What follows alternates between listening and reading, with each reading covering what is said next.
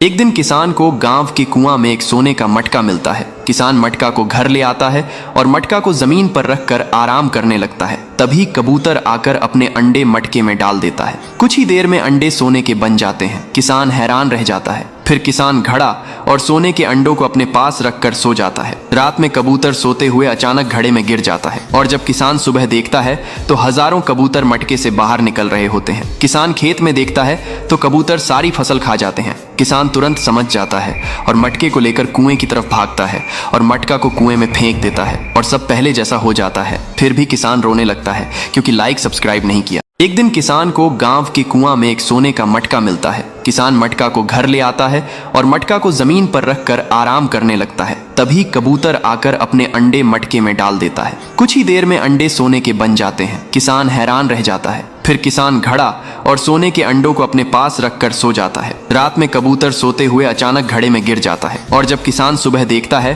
तो हजारों कबूतर मटके से बाहर निकल रहे होते हैं। किसान खेत में देखता है तो कबूतर सारी फसल खा जाते हैं। किसान तुरंत समझ जाता है और मटके को लेकर कुएं की तरफ भागता है और मटका को कुएं में फेंक देता है और सब पहले जैसा हो जाता है। फिर भी किसान रोने लगता है क्योंकि लाइक सब्सक्राइब नहीं किया।